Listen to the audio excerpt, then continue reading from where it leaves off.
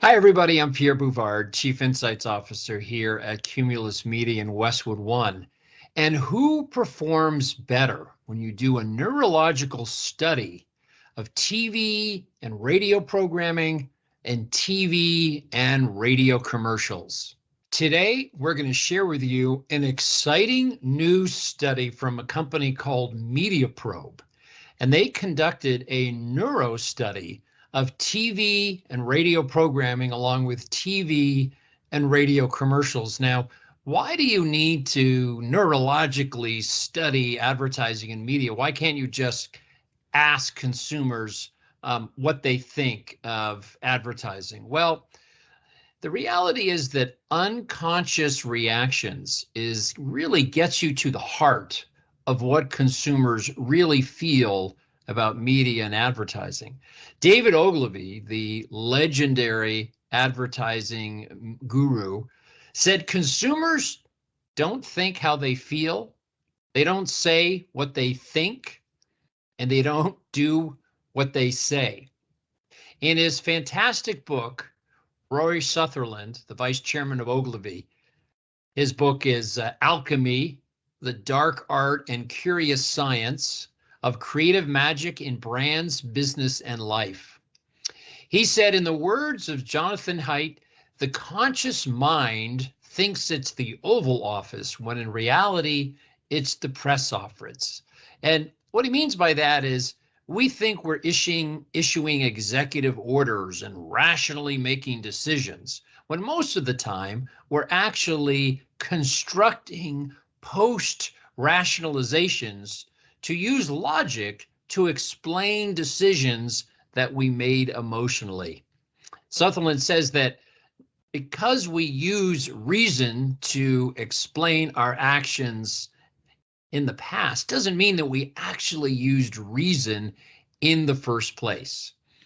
In their book, System 1, Unlocking Profitable Growth, John Kieran, Orlando Wood, and Tom Ewing from the creative testing company System 1, they say, we think much less than we think we think. In other words, emotion is what guides and simplifies decision making. If something makes us feel happy, it's probably a good option.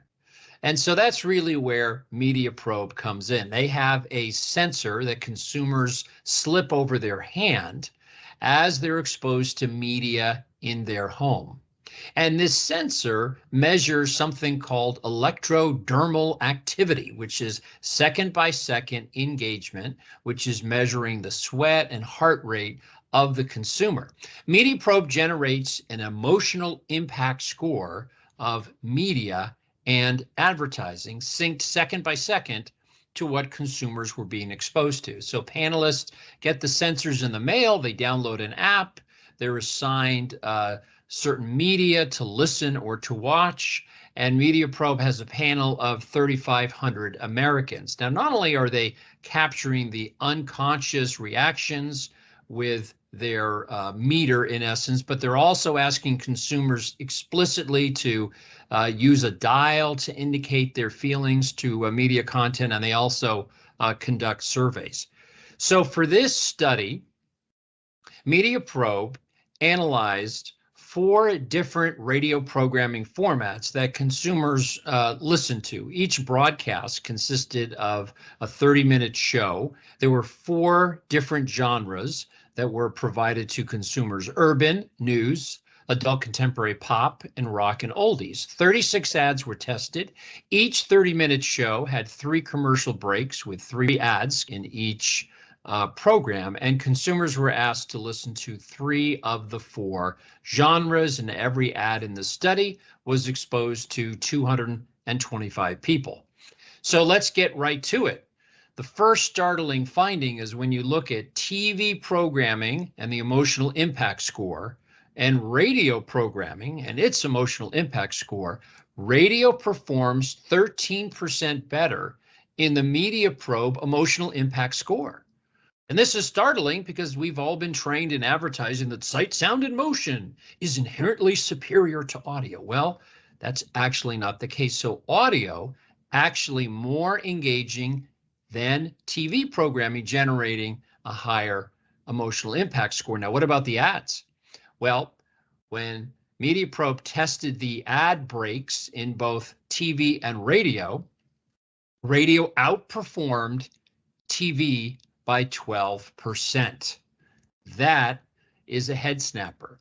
Now, to the left of your screen, we're looking at the emotional impact score for radio programming and radio advertising. And interestingly, radio commercials actually outperform radio programming by 4% in the emotional impact score. So ads are not as satanic or demonic as we had previously suspected in the radio industry. In the TV world, there's really no difference in the emotional impact score between TV content and TV ads. Now, on an individual ad basis, radio again outperformed TV by 5%. So think about it. You have radio ads without sight, sound, and motion performing as good or better on average by 5% than TV ads with a cost per thousand that is 1/5 of a TV ad. Now, this brand new study from Mediaprobe validates a big giant study that was published last year and written about in this big Ad Age article. This was an attentiveness study conducted by the ad giant Dentsu. They had hired a company called Lumen, which measures attentiveness. And the key finding from Lumen was that audio ads outperform video ads for attention and brand recall. So now we have another major, totally separate study validating the Dentsu Lumen findings.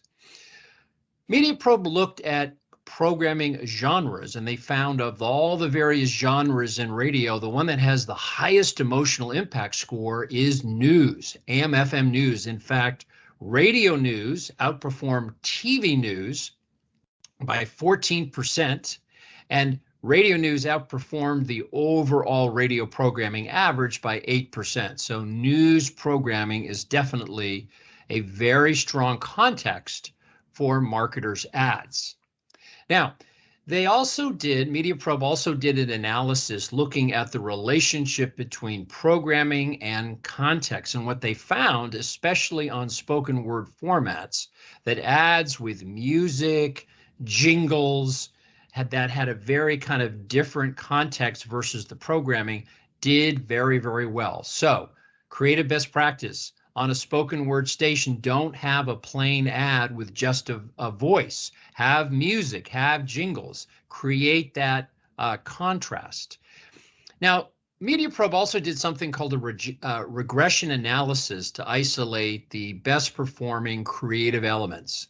They found female voiceovers perform very well, jingles, music, and 5 brand mentions. And that 5 brand mentions is something that has been validated time and time again by Nielsen. They have conducted thousands of brand effect studies for audio, and they find that the more brand mentions in an ad and the earlier the brand mention, you get stronger familiarity, brand affinity, and likelihood to take an action.